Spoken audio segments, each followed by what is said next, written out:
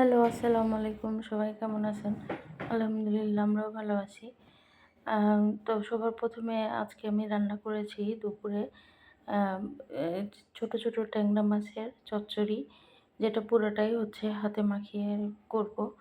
তো ১ম এ আলু কুচি, কুচি করে কেটে নিছি, টমেটো কেটে নিছি, আলু দিছি, টমেটো, পেঁয়াজ, হলুদের গুঁড়া, সামান্য লবণ, জিরা গুঁড়া আর মরিচের গুঁড়া একটু বেশি করে দিব, কারণ এটা বাবু খাবে না, আমরা খাবো। এটা একটু ঝাল ঝাল না হলে ভালো লাগে না। এবং এগুলো দেওয়া হয়ে গেলে তারপরে ভালো করে হাত দিয়ে মেখে নিতে হবে। আগে পেঁয়াজটার সাথে মরিচগুলো ভালো করে মেখে নিয়ে তারপরে টমেটো, আলু একসাথে ভালো করে হাত দিয়ে মেখে নিতে হবে। এবং মেখে নিয়ে কি করব, এর মধ্যে তেল দিয়ে ভালো করে আবার মাখবো। টমেটোটা খুব ভালো করে মথে নিতে হবে, যাতে আধা ভাঙা আধা ভাঙা হয়ে যায়। এবং মাখানো শেষ হলে এর মধ্যে পরিমাণ মতো তেল দিয়ে দিব। তেল তেল দিয়ে তারপরে মাছটা কুটে ধুয়ে রাখা, ভালো করে লবণ দিয়ে ধুয়ে পরিষ্কার করে রাখা মাছগুলোও দিয়ে দিতে হবে। তেলটা ওই হাতের মধ্যে নিয়ে আমি দিই আর কি, কারণ চামচ দিয়ে আরেক হাতে মাপাটা একটু ঝামেলা মনে হয়। রান্না করতে করতে ওইটাও হাত আন্দাজ মতো দিলেই হয়ে যায়। এবার মাছগুলো দিয়ে ভালো করে মাখিয়ে নিয়ে পরিমাণ মতো পানিটা, ওই হাত ধুতে যে যতটুকু পানি লাগে ততটুকু পানি দিয়ে দিব ভালো করে মাখিয়ে, কারণ তরকারি মাখানোর মধ্যেই স্বাদ। মাখানোটা ভালো হলে তরকারিটাও ভালো হবে। এবং পরিমাণ মতো হাত ধুয়ে পানিটা দিয়ে তার মধ্যে আমি যেহেতু ফ্রোজেন করে রাখি ধনিয়া পাতা, সেই ধনিয়া পাতা দিয়ে দিলাম। ধনিয়া পাতা দিয়ে তারপরে চুলাটা ধরিয়ে ঠান্ডা চুলাটা ধরিয়ে ঢাকনা দিয়ে সুন্দর করে ঢেকে দিতে হবে। এবং প্রায় 15 থেকে 20 মিনিট জাল দিয়ে একদম কড়া আছে আগুনটা একটু বেশি করে দিয়ে জাল দিতে হবে, যাতে অল্প পানিতেই সুন্দর মতো, যেহেতু নতুন আলু সিদ্ধ হয়ে যাবে। এই যে ঢাকনাটা তুলে দেখেন কত সুন্দর হয়ে গেছে। খেতেও আলহামদুলিল্লাহ খুবই ভালো হয়েছে। এবার আবার আজকে শুধু আলু আর টমেটো দিয়েই তরকারি করব। ছোট ছোট আলুগুলো ভালো করে কেটে নিয়ে কুচি কুচি করে কেটে নিব। আলু টমেটো দিয়ে আজকে হচ্ছে ডিম রান্না করব, যেহেতু বাবু ছোটো মাছ খায় না। এই কারণে আলুটা কুচি কুচি করে কেটে নিয়ে ভালো করে ধুয়ে, যেহেতু মাটি থাকে নতুন আলু, ভালো করে ধুয়ে নিতে হবে। আর অন্য চুলায় ডিম সিদ্ধ বসিয়ে দেওয়া হয়েছে। ডিম সিদ্ধ হওয়া যাওয়ার পরে ডিমটা ভালো করে খোসাটা ছাড়িয়ে নিয়ে ছোট কড়াইয়ের মধ্যে তেল দিয়ে ওর মধ্যে হচ্ছে আমি হলুদের গুঁড়া দিই। এতে কি হয়, ডিমটা একটু লালভাবে ভাজলে দেখতে সুন্দর লাগে। এতে খাওয়ার জন্য আগ্রহ হয়ে ওঠে। ডিমগুলো দিয়ে ভালো করে একটু ভেজে নিতে হবে, যাতে লাল লাল কালার হয়ে আসে।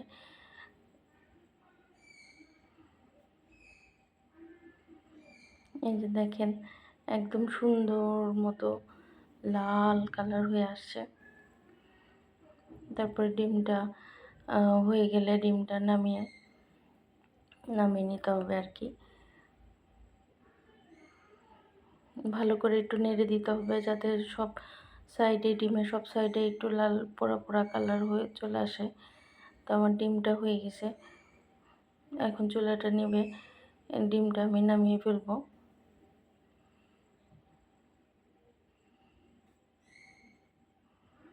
চারিপাশটা একদম একটু পোড়া পোড়া হয়ে গেছে। ডিমটা নামানোর পরে একটা কড়াইতে তেল দিয়ে এর মধ্যে পেঁয়াজ কুচি কুচি করে কেটে রাখা পেঁয়াজগুলো ভালো করে ধুয়ে পরিষ্কার করে তারপরে দিব। এই তরকারিতে আমি কোনো মরিচের গুঁড়া দিব না, কারণ এটা বাবু খাবে, আমরাও খাবো। পরিমাণ মতো তেল দিয়ে পেঁয়াজটা একটু বাদামি কালার করে ভেজে নিতে হবে। সাধারণত ডিমটা এভাবে অনেকভাবে রান্না করা যায়। তো এভাবে রান্না করলে আম আমার বাসায় আমার ছেলেটাও খুব পছন্দ করে এবং সাহেবও অনেক পছন্দ করে। আর এদিকে পেঁয়াজ ভাজা হতে, হতে আমি টমেটোটা কেটে নিছি। ধুয়ে ভালো করে ধুয়ে তারপরে হচ্ছে কেটে নিলাম। এখনকার টমেটোগুলা খুব সুন্দর লাল কালার হয়ে আসে। দেশি টমেটো এগুলো দেখতেও অনেক লোভনীয় লাগে, খেতেও অনেক ভালো লাগে। আমি তো সালাদেও খাই এবং হচ্ছে তরকারিতেও অনেক পছন্দ করি। প্রতিদিন টমেটোটা আমার থাকেই। এরপর পেঁয়াজটা বাদামি কালার হয়ে আসলে এর মধ্যে লবণ, পরিমাণ মতো লবণ দিয়ে এবং পরিমাণ মতো হচ্ছে জিরার গুঁড়া আর হলুদ দিব। দিয়ে আর সামান্য একটু মরিচের গুঁড়া যাতে একটু ফ্লেভারটা আসে। সামান্য, একদম সামান্য। এরপর মশলাটা কষানোর জন্য সামান্য একটু পানি দিব, না হলে মশলাগুলো একবার পুড়ে যাবে। পানি দিয়ে কষানো হয়ে গেলে এর মধ্যে আগে টমেটোগুলো দিব। টমেটো কেটে সুন্দর করে কুচি কুচি করে দিয়ে দিব।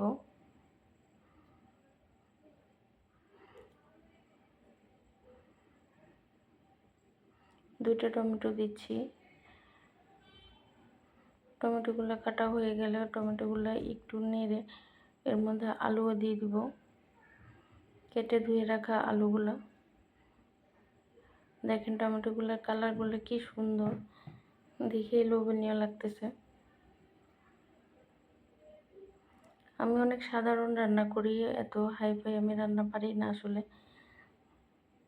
আমার মনে হয় যেটা যেটা রান্না একদম সহজ এবং খেতেও স্বাদ লাগবে, আমি সেই টাইপের রান্নাটাই পছন্দ করি অনেক।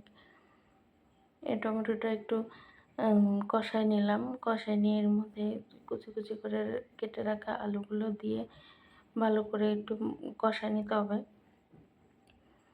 কষায় ভালো করে একটু জাল দিয়ে এর মধ্যে পরিমাণ মতো পানি দিতে হবে। একটু নেড়ে নিয়ে ঢাকনা দিয়ে ঢেকে একটু কষায় নিয়ে তারপরে হচ্ছে এর মধ্যে পানি দিব।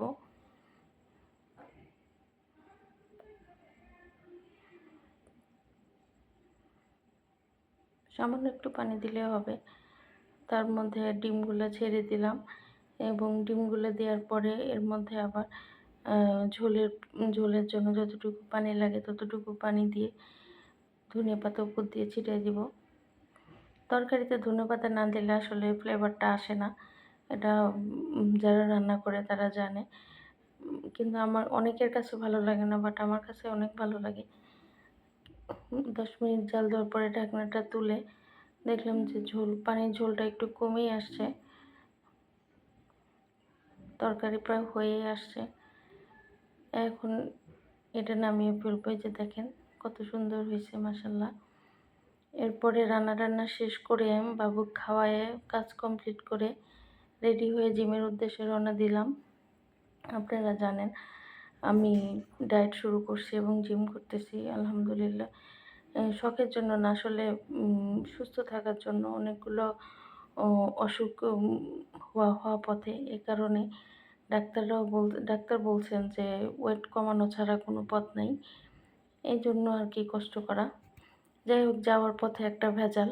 হাজারীবাগে, যেহেতু আমি হাজারীবাগে থাকি, হাজারীবাগ থেকে জিগাতলা যাইতে আমার ৩০ টাকা রিক্সা ভাড়া লাগে। সে জায়গায় এই আজকে প্রায় ৮-১০ দিন হচ্ছে প্রত্যেকদিন কোনো না কোনো দলের কোনো না কোনো ফাংশন থাকেই।